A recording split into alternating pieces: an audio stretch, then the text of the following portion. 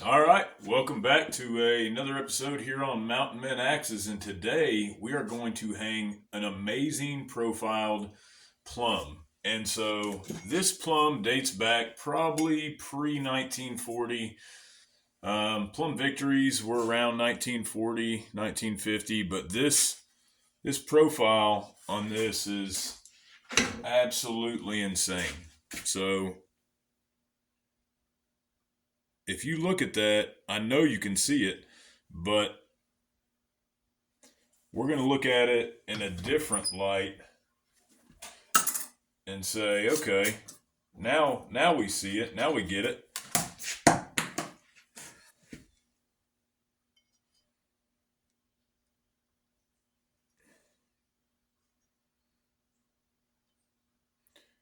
So when it's there, right, we've got easily a 1/4 inch on each side. So I've got a little stopper there to make sure that I hit my mark and I'm dead at it, but that's it right there.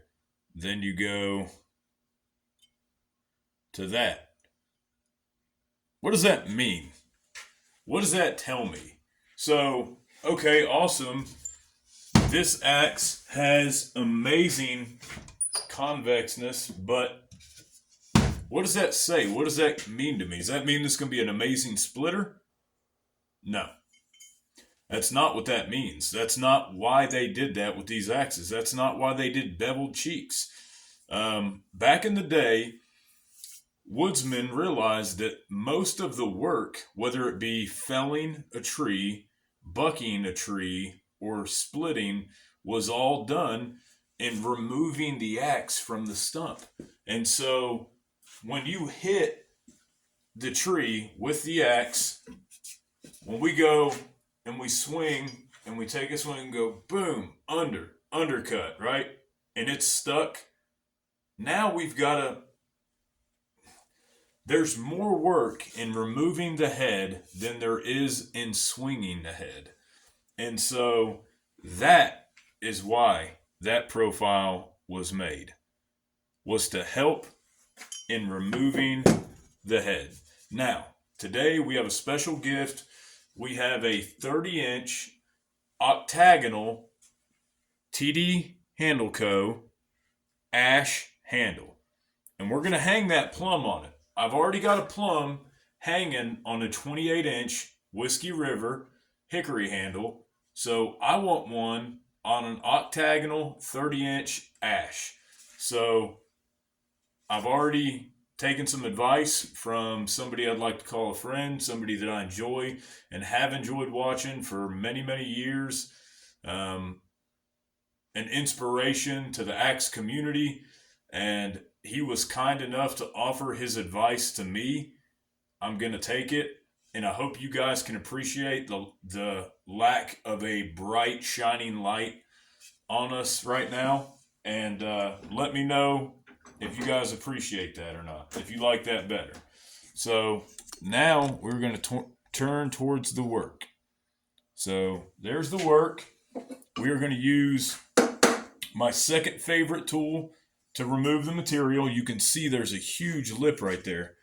I mean, we could hit that thing with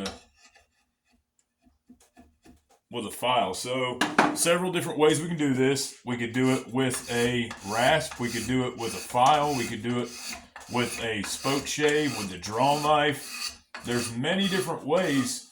And I've been emailed a lot lately with people asking advice on making handles and trying to hack their own axes, saying that they're having a hard time.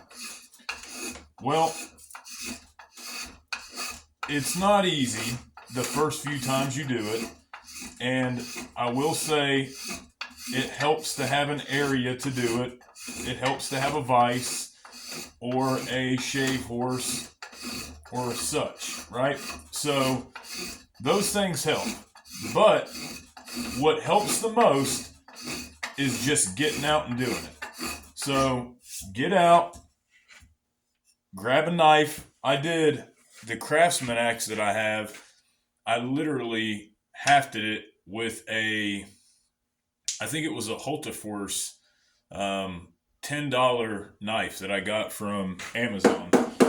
And it came out wonderful. I mean, really did. It came out wonderful. And so now we're going to take our detail sander. It's going to clean up any of the nonsense and tell us where we're still hitting, where we didn't get good enough.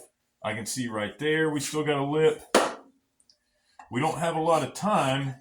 My phone doesn't hold a ton of data, and so it is an extremely old Android. I appreciate you guys still hanging around for that. You know, I don't have the best equipment. I'm sure you guys are aware. But now that that's removed, we can really go at it with this detail sander.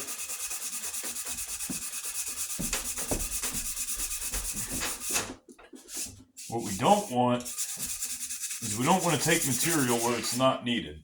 We take material where it's not needed and we end up with gaps. We end up with gaps in the bottom. And there's really not a lot of ways to fill those. So I see that a little bit right here is needed. Not a lot on that left-hand side. So I'm going to be real careful on the material I take there. And I'm going to make sure that I'm taking even bites off of each one of these. So that looks good.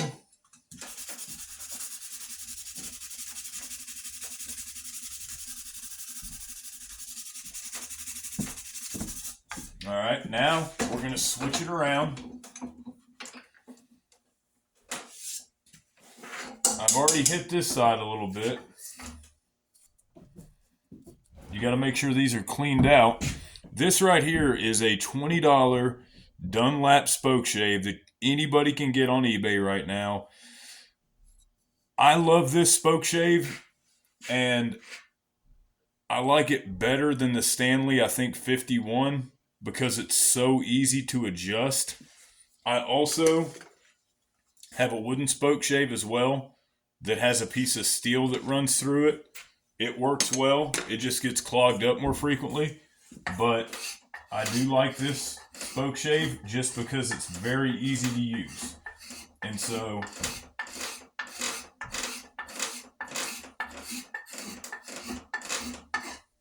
all right.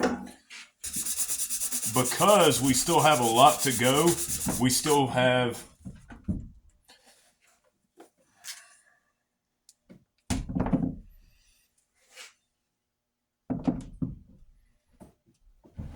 over an inch, if not just an inch to go. You can do a little trick that I like to do sometimes, and it helps get a little bit further down the line. Now, I don't recommend putting BLO on the kerf when you go to hang it initially because it will bounce. It's bounced on me a million times. If you BLO this on your final haft, it will bounce up and you will lose a little bit. So we're just going to put a little bit on here for the initial hafting purposes. Whenever we put the head on there this next time and then take it off, we're going to scrape all that off there. And so this is just for right now. This is just to help show us what we need to see. All right.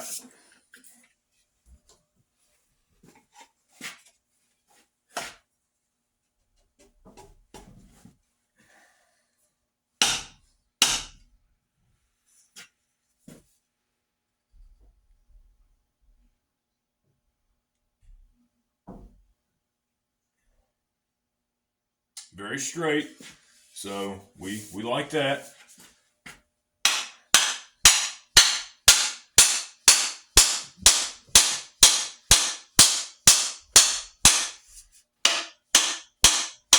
I didn't hear it change yet. And I was wondering, I was thinking, I don't hear the pitch change just yet. Now, I like that. We're almost through. Man, that's just such a beautiful plum. I love these old plum Daytons. And as a matter of fact, this is over. Let's see what we got.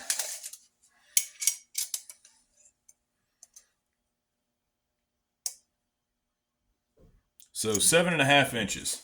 So pretty full bit. About as full of a bit as you're going to get. So we've also got the star or triangle import or export stamp. And so I like that. That's nice. And it is a square label plum. Okay, so let's get this off. One thing that I haven't done that does take time that I wish I would have done before starting this is I wish I would have made the wedge.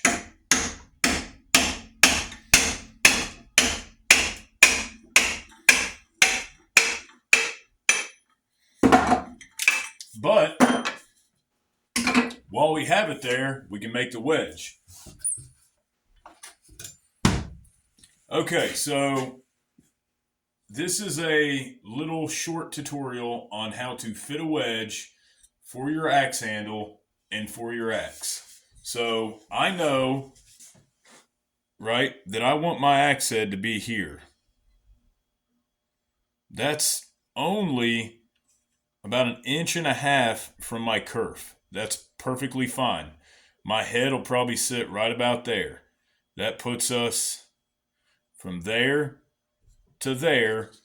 So all I need is a wedge that will fit at least, to there. So the kerf could come down a hair, but I don't want that to come down a hair. I just need to shrink my wedge a little bit. So where I'm at, my wedge needs to be shrunk about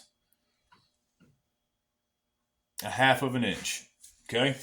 So I need 1/2 inch shrink for my handle. What do I need for my head? So right now what I like to do is there's several ways to do it. Let's do it the easy way.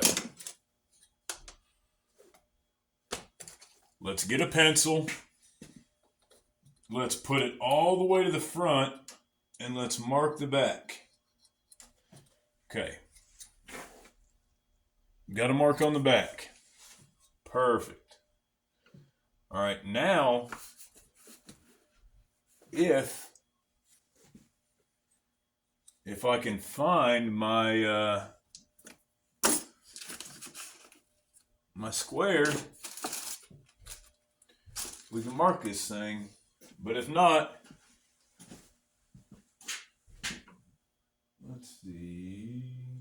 That's okay, because I can mark it anyway. We will set it up here.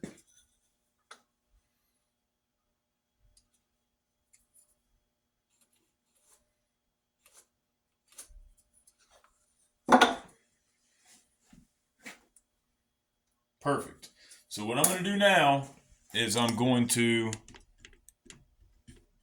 take to the sander. I could chop this off, but it's not necessary. I'm going to roll the back of this to fit the back of the axe eye and the front too. So the material that I remove doing that is going to be enough.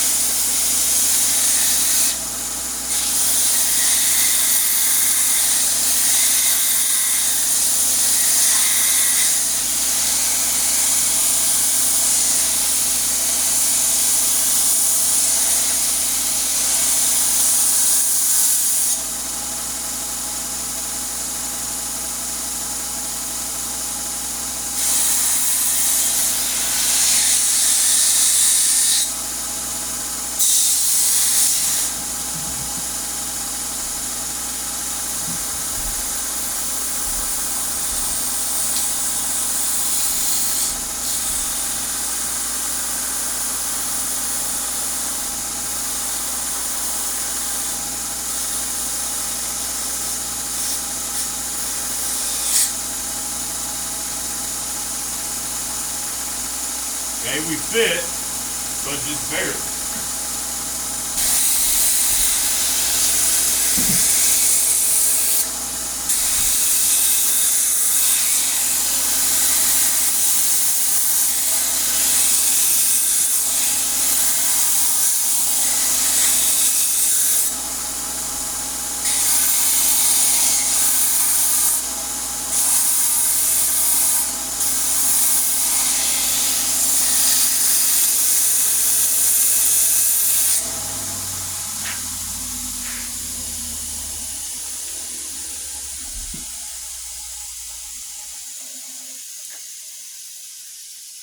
Okay, so we're in.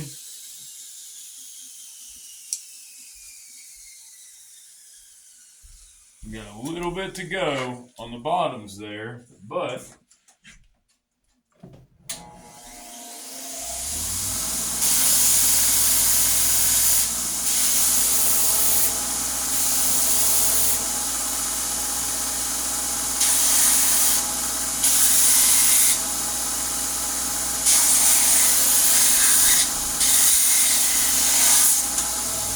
what I don't want to do, because this isn't like the last stacks that we hafted in the Collins, I don't want to put too big of a roll on it.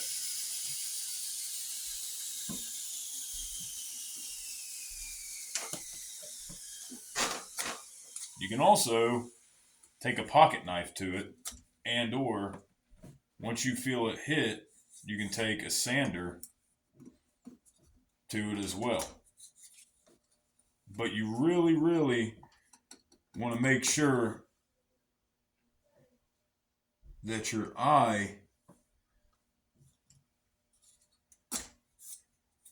wedge is fit to your eye. That's the main thing.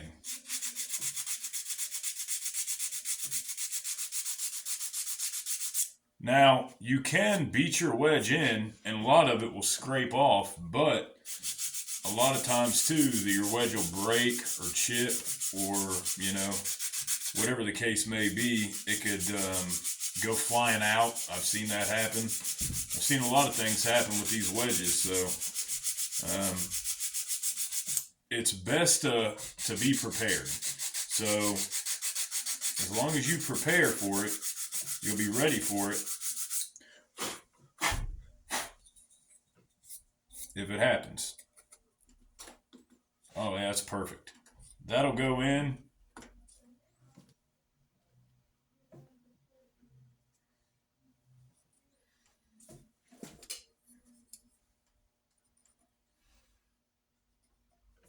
Okay, we're hitting there and there.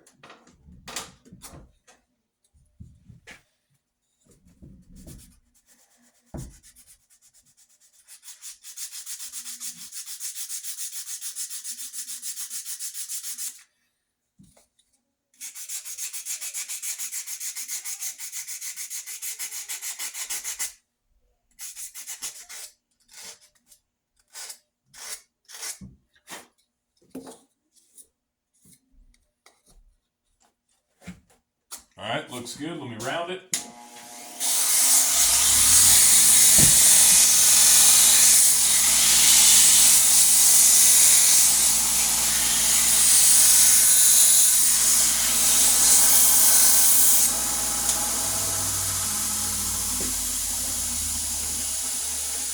Wedge drops right in.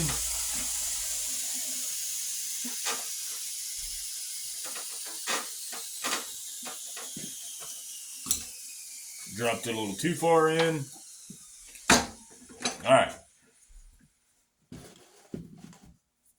Now we can get back to this, the handle, which now we know where it's hitting.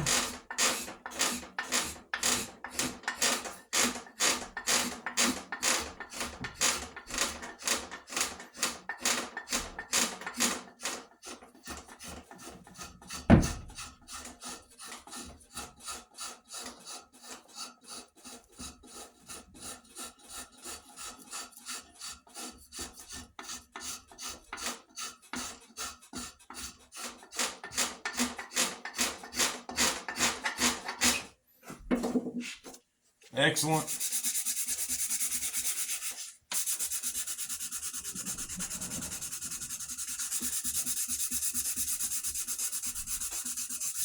like I said, we're taking off the BLO right now, and that's a big key in this, is making sure that the BLO is gone. We got 8 minutes left on my phone, guys, so I don't know if I'm gonna make it. Matter of fact, I can about guarantee I won't make it. 8 minutes to probably get this. I'm gonna guess 2 more times. We haven't even popped through the kerf yet, or the eye yet.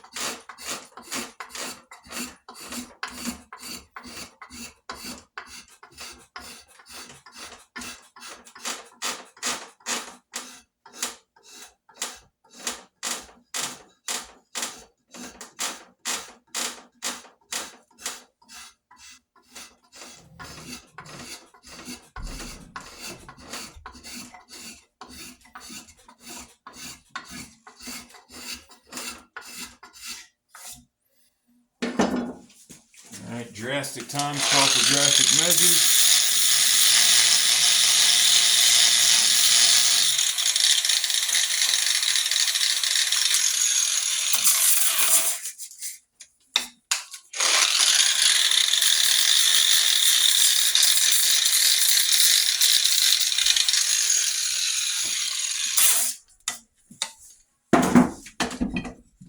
The only problem is you do that with a rotating Makita, rotating angle grinder.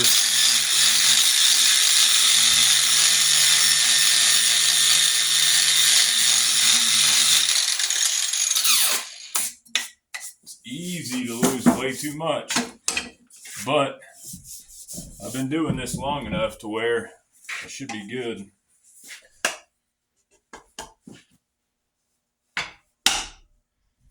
Okay, that's good. It's a good sign. It's still tight right there.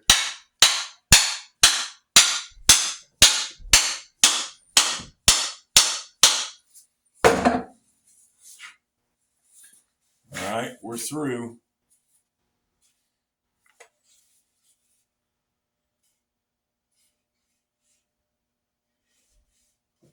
We're tight. It could be tighter, but we don't have time to waste.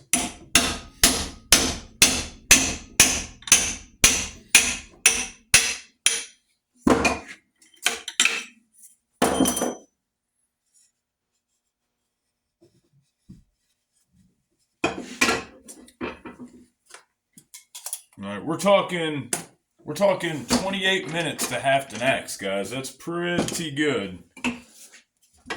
If we can get it done. I'm starting to second guess whether or not I can get it done, but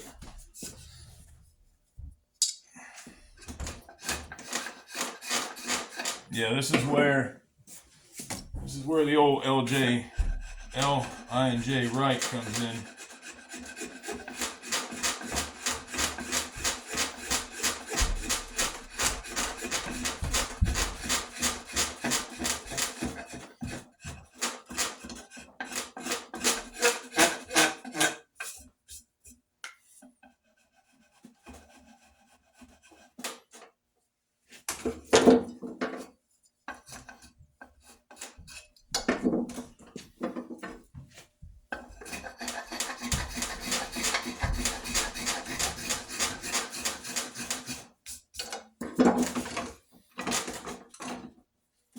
Ash is, it's a special wood, but it can tear out.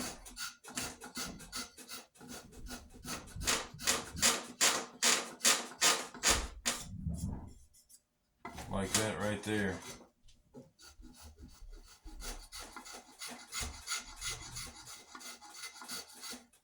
Okay.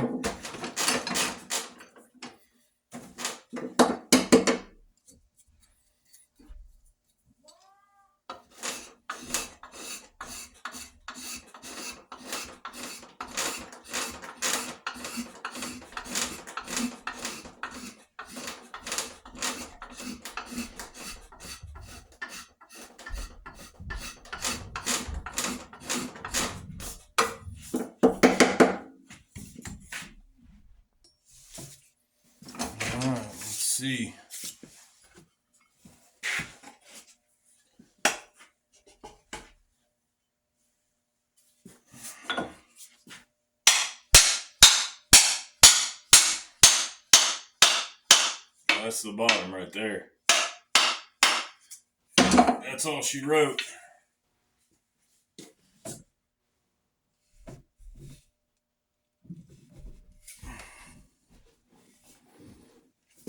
See if we can get a wedge in it.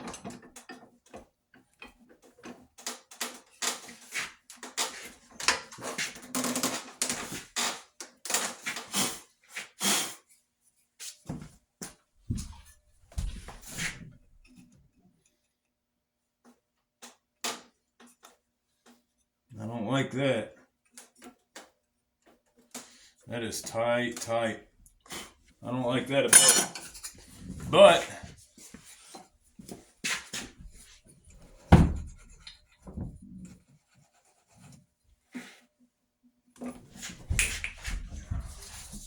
we can be done. We can do it. 2 minutes. Oh, we wanted to push it, didn't we? Once this maxes out, I'll have to delete this video to record another one.